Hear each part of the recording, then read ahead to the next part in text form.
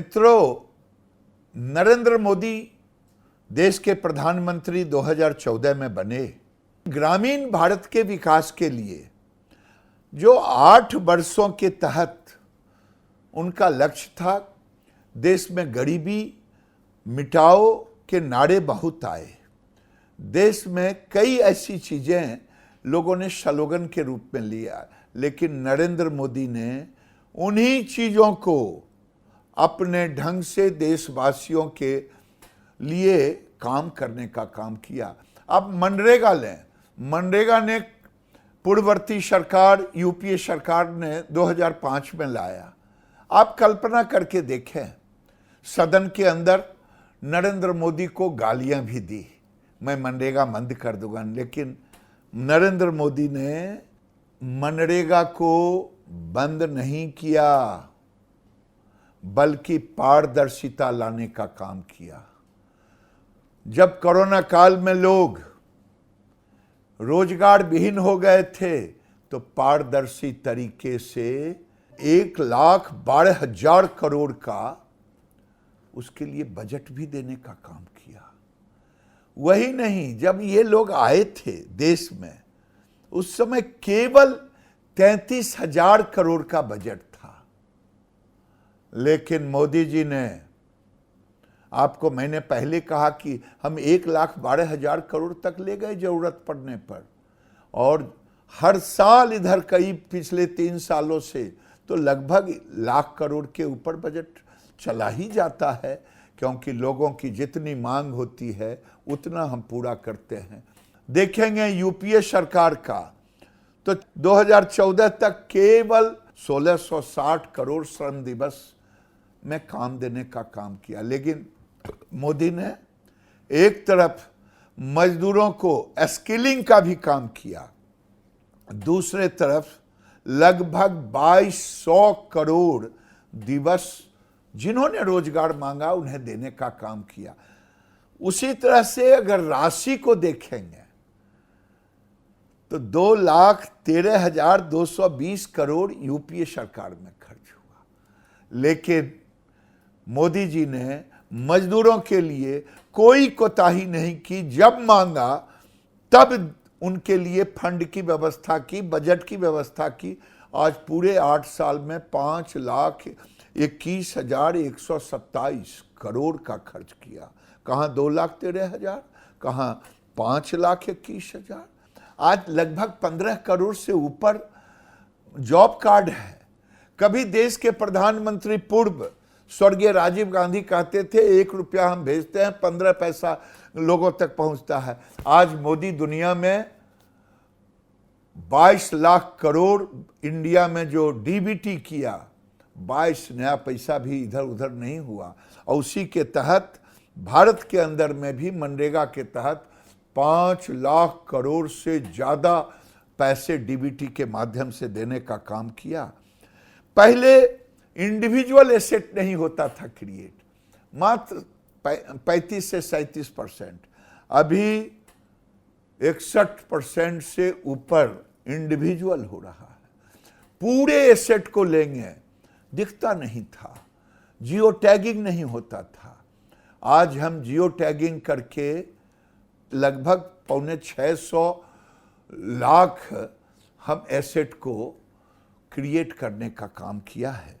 मैं समझता हूं आने वाले दिन में हम मजदूरों को स्किलिंग भी कर रहे हैं उन्नति योजना से। जिनका 100 दिन पुर जाता, उनको हम एक कौशल के तहत उनको स्टाइपेंड भी देते, उनको स्किल्ड भी करते, कि आगे उनको मनरेगा के आधार पर ना जीवन जीना पड़े, वो अपनी जीवन की एक नई शुरुआत करें।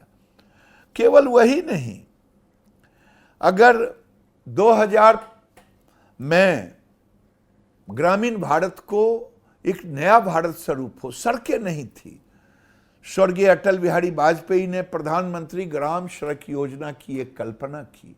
उनकी कल्पना के कारण आज देश में 7 लाख किलोमीटर से अधिक सड़कों को हम बना पाए हैं। केवल वही नहीं, जहां 2,98,000 किलोमीटर बना, जहां 3,23,000 करोड़ खर्च हुआ। पहले 2,98,000 किलोमीटर सड़कें बनी, अब हम 3,23,000 किलोमीटर सड़कें बनाए। ये है यूपीए और मोदी के सोच में। खर्चों को देखेंगे तो पीछे यूपीए सरकार में केवल 1 लाख करोड़ के करीब हुआ, और अभी 1,63,000 करोड़ से ऊपर। हमने तकनीकी का भी व्यवहार लिया, और ये तकनीकी के कारण आज देश में सड़कों की गुणवत्ता भी बढ़ रहा है, मजबूती भी बढ़ रहा है, कम समय में भी बन रहा है। ऐसे ऐसे टेक्नोलॉजी को लेने का काम किया। मैं तो देख रहा हूं मोदी जी के नेतृत्व में अब एनएचआई ने 75 किलोमीटर एक दिन सड़कों को बनाया। अब हम भी टेक्नोलॉजी का सहारा लेकर के अभी 100 मीटर तक हम गए हैं, जो कभी ये इस ढंग से नहीं होता था। कोरोना काल में 23% से अधिक agri plus, agri allied, agri से जुड़ा हुआ चीज़ों का हमने एक्सपोर्ट किया। अगर ये प्रधानमंत्री ग्रामीण सड़क योजना ना होता, अटल बिहारी वाजपेयी की सोच ना होती, मोदी गुणवत्ता युक्त सड़कें ना बनाए होते, आज 10 टन 15 टन की बड़ी बड़ी गाड़ियां नहीं चल पाती। ये मोदी का सोच कि नए भारत के लिए ग्रामीण भारत का कैसा स्वरूप हो।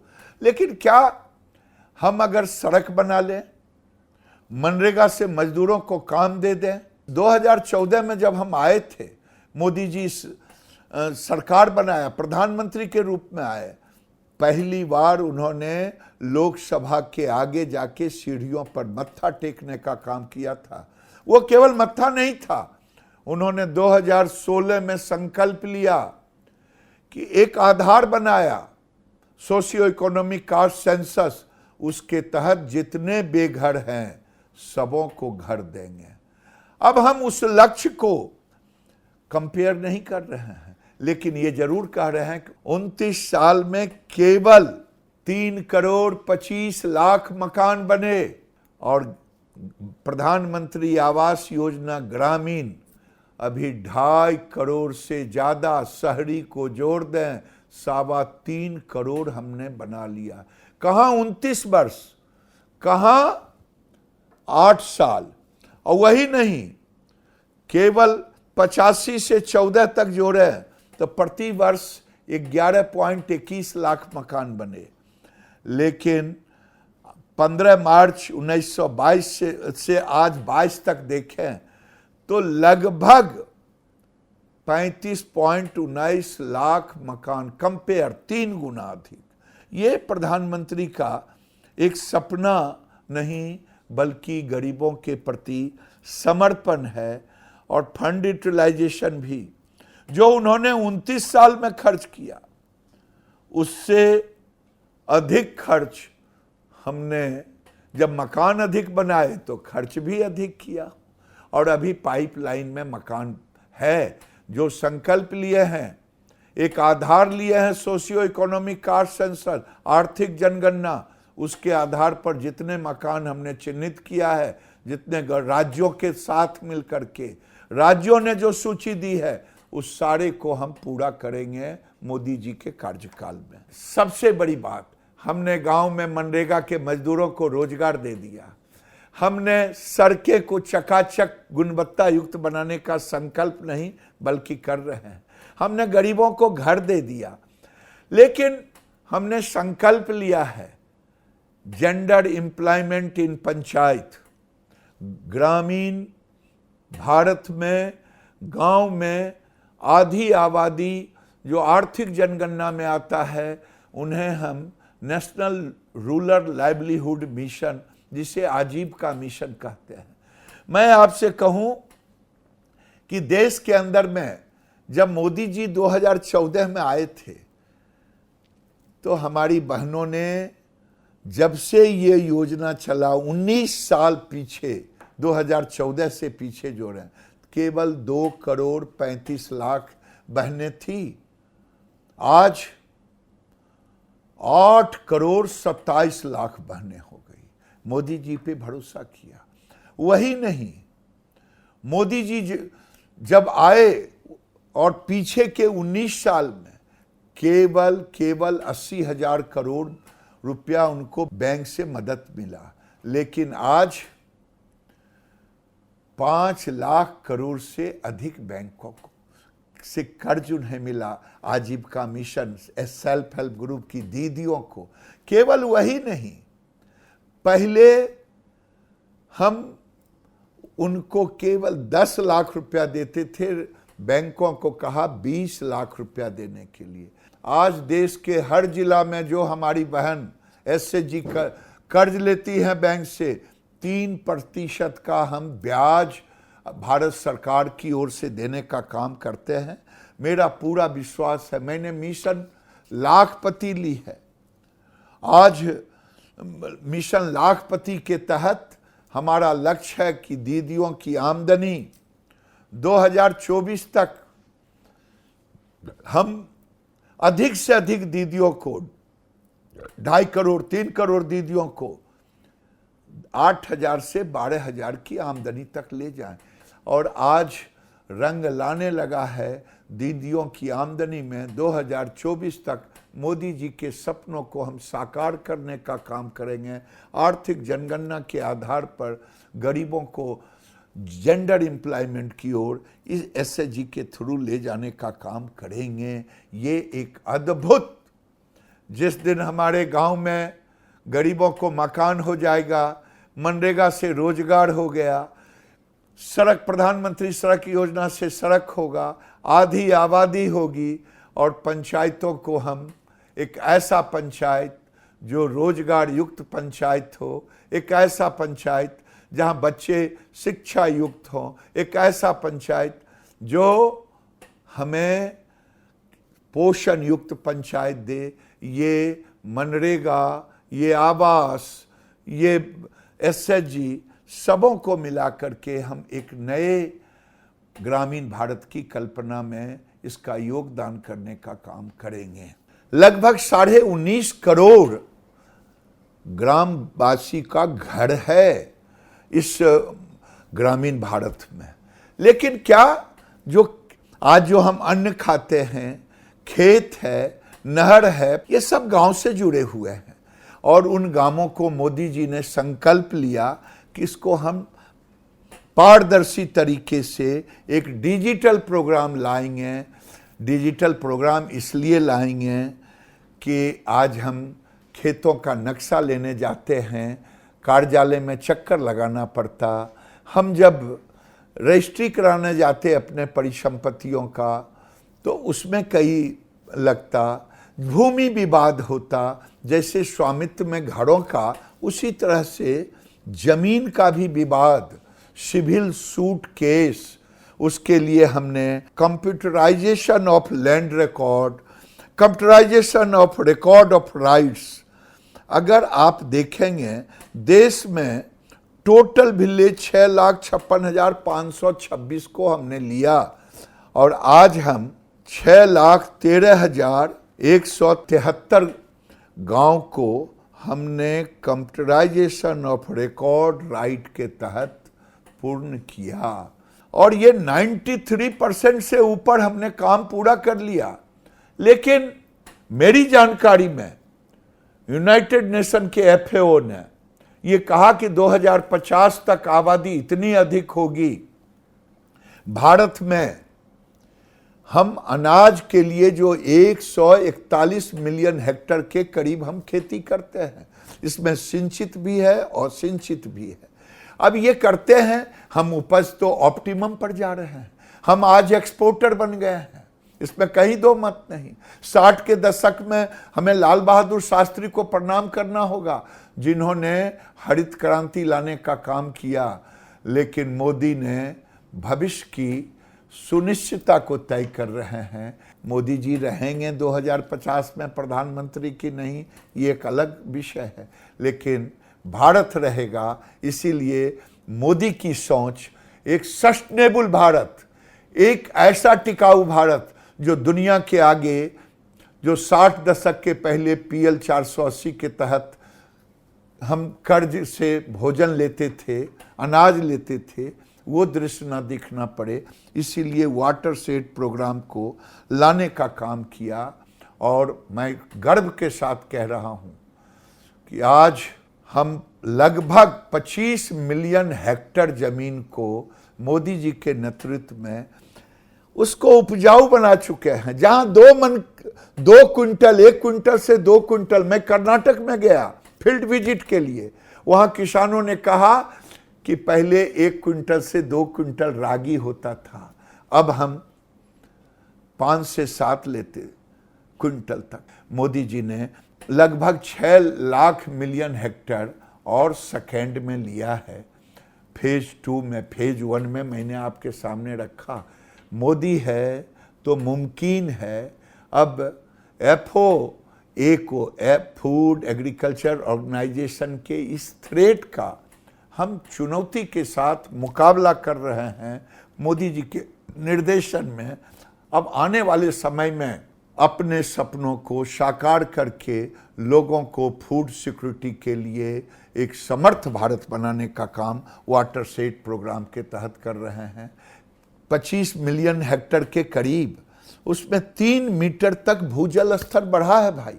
ये केवल शब्दों में 3 मीटर नहीं है, मैं चुनौती के साथ कहता हूं, जिसको देखना हो मैं पूरी सूची पोर्टल पर करने का काम कर रहा हूं, आप जाकर के देख लें।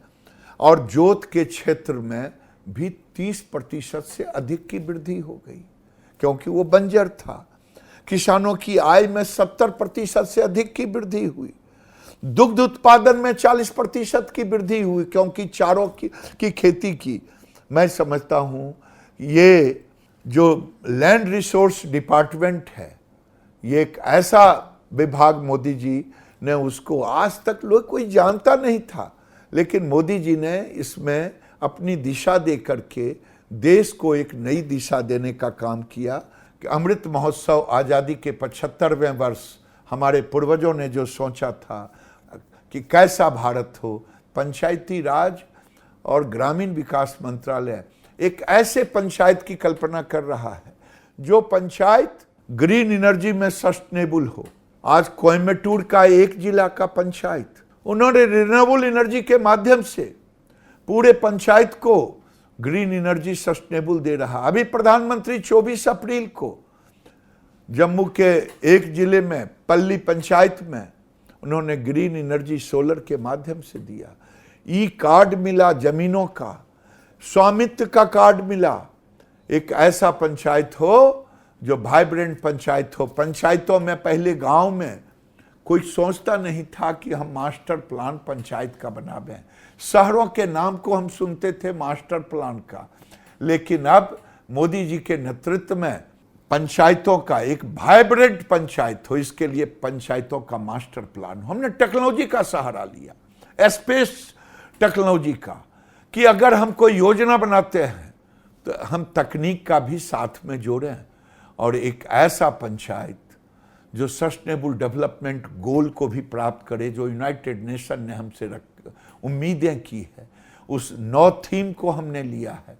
वो 9 थीम क्या है? वही जो मोदी कर रहे हैं। वो थीम है, ऐसा पंचायत हो जो शिक्षित पंचायत हो, ऐसा पंचायत हो जो स्वस्थ पंचायत हो, पोषण युक्त पंचायत हो, ऐसा पंचायत हो रोजगार युक्त, जेंडर आबादी जो है, हमारी बहनें हैं, उनके हाथों का सशक्तिकरण हो। एक ऐसा पंचायत हो जहां स्वच्छता दिखे, हर घर में नल जल हो, हर घर में शौचालय हो, जो मोदी का सपना है। जब मोदी ने शुरू की थी तो लोगों ने हंसने का काम किया था, लेकिन आज स्वच्छता एक क्रांति बन गया है। केवल ये भाषा और परिभाषा नहीं दी। अगर 12वीं वित्त आयोग में केवल 57,929 करोड़ रुपए पूरे देश के पंचायतों के लिए रखा गया, अभी जो हमने जारी की है वो 2,97,509 करोड़ का 15वीं वित्त आयोग में हमने रखा है। ये देश में एक क्रांति लाएगा, ऐसा क्रांति कि जिसमें हम अर्बन मिशन को भी ला रहे हैं। गांव की आत्मा हो, शहर की सुविधा हो, यही कल्पना है मोदी जी का पंचायती राज का देश को एक सशक्त भारत, ग्रामीण भारत, श्रेष्ठ भारत, आत्मनिर्भर भारत बनाने का काम करेगा। मैं इन्हीं शब्दों के साथ सबको शुभकामना देता हूं कि जैसे 8 साल में आपके सहयोग से मोदी जी ने इन सब कामों को करने का काम किया, आगे भी आप सबके सहयोग से मोदी जी के दिशा निर्देशन में हम एक सशक्त भारत, ग्रामीण भारत, वाइब्रेंट पंचायत बनाने का काम करेंगे। बहुत बहुत धन्यवाद।